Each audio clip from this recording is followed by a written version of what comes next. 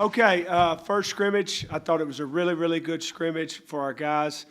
We got 8 practices in. This was the 9th day, so the large majority of our packages were in offensively and defensively. I thought the competition was extremely good today. I thought the energy was good. Defense, I thought they did a great job on some third downs, mixing up some different packages and pressuring. We were able to roll both D lines today with the 1s and the 2s. So, they were able to stay fresh and did a nice job. I thought overall we could have tackled a little bit better defensively against the run at certain times. But when you're playing a lot of guys right now, you're playing 3 groups, and sometimes 4s are going. Your packages get a little bit confusing, who's in, who's not. So, the sideline organization is something that we got to clean up when we narrow down who's going in. But I thought the energy was great defensively. I thought, I believe the one offense scored on the first drive. But they didn't hang their heads. They got together and they came back and played well the rest of the day, which that's a good sign. We've been talking about handling adversity all day. Guys that showed up to me defensively, I thought, Toby McBride showed up. He had a really, really good day. He was kind of unblockable. A lot of that was against the 2 offensive line, but still he was making plays. He was destructive in the backfield. This says, and this isn't, 100%, but 4.5 tackles for loss, 2.5 sacks. Bombeck had, a tackle for loss and 1.5 sack. Jalen Bates had 2 tackles for loss, 2 sacks. So they were disruptive a lot. Now, we had a situation where we did 5 third downs with the 1s and 2s. That was 10 total third downs, so there was more opportunities to rush the passer and work our third down packages. But overall, I thought, those guys did a nice job. Offensively, there were a lot of good things that happened. I was really pleased with the offensive line's run blocking today. I thought they did a really, really good job. The number one thing that killed the offense was penalties. And same thing, you're rolling a bunch of guys, and a bunch of guys are playing. Guys not a legal formation. One time when Christian Hunter broke off probably a 50-yard run, had a couple false starts. He had some holdings on the backside with some young tight ends. And, those are some things that we can correct. But I thought, when they ran the ball, we did an extremely good job. I thought Colin was efficient. He had one mistake, though, in the third down situations. He threw a pick, and Logan Stewart picked it. And I don't know if he'd have scored or not because I was standing on the field along with a couple other coaches, but probably been a pick 6. But other than that, they've got him for 18 to 23 for around 190 yards and 4 touchdowns, which was good. Warren Jackson showed up, 6 catches for around 90 yards. Overall, we protected pretty decent with the 1s. When we got with the 2s and 3s, not so well. But it was a good day. It was a really, really good day. In a 1-minute situation with the 2s, Caden Camper made a 59-yard field goal, which was extremely impressive. He's from the Springs area, correct? Pueblo. He's from Pueblo. That was an awesome. And then Max Paduska from Rocky Mountain, he had a field goal as well. I think Braxton missed his field goal today, so he went 2 of 3 in field goals. But the 59 was really a highlight of the day for that kid. Maybe could have made it about 59.5, or what did we say? It was good. It was a good kick. But overall, Marvin ran well. Marcus ran well. The 2 young freshmen ran well. Jalen Thomas had a couple nice runs.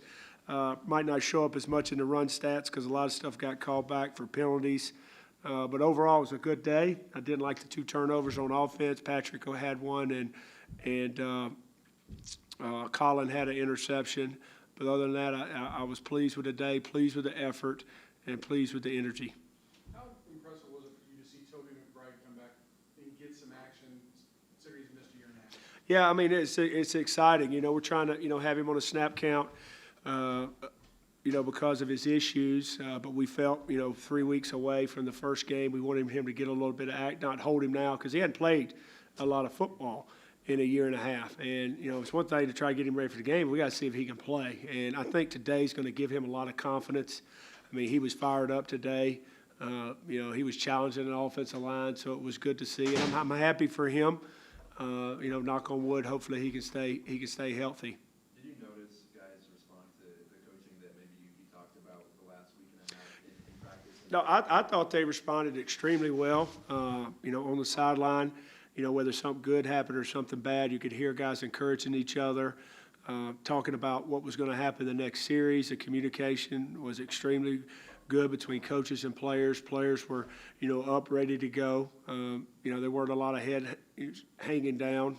If a guy made a mistake, it was line up and play the next play, which was good to see. And that's the main thing is our attitude and how we handle some adversity. Obviously, kind of a live scrimmage, and then you're kind of midway through camp. How about some of those freshmen, defensively especially, how they're responding to kind of everything? Yeah, I think the guys are responding well. Today was a big test to see how they played without the coaches out there. I noticed number 42 make a couple plays. Muhammad Kamar, we had the young corners in there, Crossley and Kevin Bailey.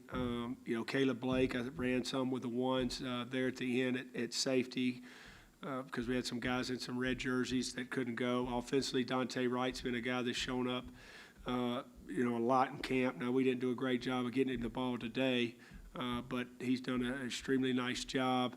Ty McCullough made a couple plays today, which was good to see. And they got to grow up, and it'll start to slow down a little bit for them when we hone in on who we are and the direction we're going as offense and defense. And then a lot of those guys are going to have roles on special teams. The other guys, the 73, Nuri, the kid from Germany, is a guy that has worked his way up with Alex being down, Azunas and Barry. He's gotten a lot of reps, got a lot of talent. It's a little bit raw.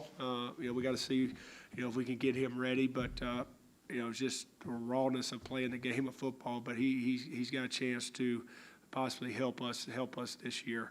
You mentioned previously you'll kind of reorg the depth chart a little bit after this. Obviously, you still have to watch tape. Are there anything that really jumped out to you, guys that are maybe moving their way up? Or I think I got to watch the tape first. I have a pretty good idea going into the day, but we'll see. When we look at the tape of guys that we got to get ready, and the thing is, we got to continue to get all of them ready. And they got to continue to fight. 9 practices in. We've got another week before we have our second scrimmage, and they'll all get opportunities in that scrimmage. But the big thing is how they're going to take, the opportunity starting on Monday. But the 2 young backs are guys that, I feel that, are guys that we got to get ready to play. Now, protection is a little bit of an issue for those guys, and then, the young receivers we got to get ready, and the young DBs, because we're thin in some of those areas. But I do think the depth of Jalen Bates, Tron Folsom, and the Cameron kid from UNC has helped us in the secondary. We look more athletic and have some more speed on defense, which is good to see. I was going to ask about those 3. Did they show enough that shows that they've learned your system a little bit better and you can expect? I think so. I think one thing you see is out there they play fast.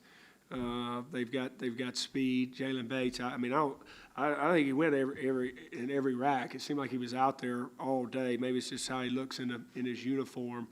But he got a lot of reps, and they're doing a lot of things with him. Tron is a guy that can play in space and play in the box, and then Marshawn is a guy that can play corner and nickel. But it just adds depth and it adds competition, which we've been trying to get here. And, for different reasons that we haven't been able to, keep the depth of injuries or attrition. But now I feel, like we got some depth and some competition. You showed a little faith in Braxton when you redshirted him last year to bring him back this year. But it looks like he has some competition. Did you take a leap of faith with Braxton by redshirting? Oh, no, we did. We feel really good about Braxton as our kickoff guy. There's no question about that. Every game he did it last year. It was over 70% of kicking it in the end zone. He's outstanding at that. We feel good about him as a field goal kicker, but at the same time, we got to create pressure at every position. It was great that we got Cameron in here and then Max from Rocky Mount. All 3 of them are doing a good job. It wasn't Braxton's day today. It wasn't a good day. Now we're going to see how Braxton responds to that. Because he'll have, first opportunity, come Monday. But it wasn't the day he was, hoping for. But at the same time, we got to apply pressure now to see how guys are going to respond in the game. Is it tough to find the balance of how physical to go in some of these scrimmages? Because you obviously want them to be competitive. That's a good question. I told the guys today that before we went out, I want a team that I'm afraid to scrimmage. I'm afraid to go in full pads because they're trying to kill each other. And that's what we're trying to get. I saw us better than we've been. It was closer to the first couple of years, first couple of years in the day scrimmage. But, I want them, now being, within the rules, but I want them competing and trying to unload on each other. And I saw some of that today, but there'll be some instances that we point out where we're not physical enough. The biggest thing is I said we got to get tougher and stronger, become a hard football team. And we're working toward that goal, but there's no time to let off right now. I'm gonna put the thumb down on them, and we're gonna continue to grind. And if you're not a tough player, then you might not even get on the bus or get to wear a jersey at the game. You're gonna have to be all in and be tough to be on this football team. Are there some things in your mind now, having one scrimmage down, that you want to see next weekend when you guys go out here? Well, I still want to see us be able to run the ball. And we got to pass for it. There's certain things that you got to work on situationally, you do, but I still want to continue to work at the running game. We're light years ahead of where we were in the spring, especially with the one unit. I want to get Barry Wesley back, and figure out what our best five combination is up front, where he is, who's our center. Have we got, got to get some competition at some positions, and Barry will bring that. Jock Tavius is bringing that.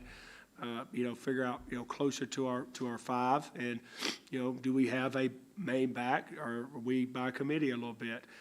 Defensively, it's, finding the guys that, can stop the run, are going to be able to do the right things on first and second down, and then third down, getting guys in there that can rush the passer, are the main things. And then, Mike just talked about, narrowing down who our kicker is. And then, some returners are some issues that we're still working on. You mentioned that Colin threw 4 touchdowns today. You said the first couple days of practice, you like what you'd seen from him. The other quarterbacks, do they continue that this week with their progression? Start the question over. I got stuff I can't really hear. Say it again. Like what you saw from Colin and the quarterbacks, not just today, but throughout this. Oh yeah, I think Colin Hill has played excellent thus far in the first 9 practices. He had another good day. I know he wishes, that was really the first poorly ball he's thrown all camp. He's got 2 interceptions and thrown over 200-something passes, and one of them was hit one of our receivers in the chest, and it bounced up and it got, which happens. And this one was, a bad decision of something that we talked about. But that, you learn from those things. We talked about it on film and where you need to go with the ball, and he thought he could fit it in there, and the DB, Logan Stewart, made a great play. But, he has been very, very efficient. He understands our offense. He's got great command. I love where he's at. The other 2 guys are still competing. Patrick had an interception today. He was trying to throw it out of bounds and didn't get it out of bounds. And, and then had a fumble when he was scrambling. So his deal is taking better care of the ball, but he continues to make plays with his legs. Justice has a lot of command of the offense and knows what to do. I feel good about those 3 guys right now and how they're practicing. Last one. You mentioned Warren kind of stepped up today, had around 90 yards. Which other receivers complimented his efforts? Nico Hall caught a few balls, but the tight ends, I think, Trey had a couple, Cam had 3, Prentice had 3. So the tight end fullback position really kind of stepped up, for us. We were rolling so many guys and hadn't really got set of what we're trying to do offensively. And got so many young guys out there that, he's the main guy I feel really, really confident about. Dante Wright was another guy. We just didn't get him the ball today in today's practice. But I think the tight ends complimented him well. But Warren's another guy that's in a great place. He's in great shape. He's had 9 great practices, and today was another one for Warren.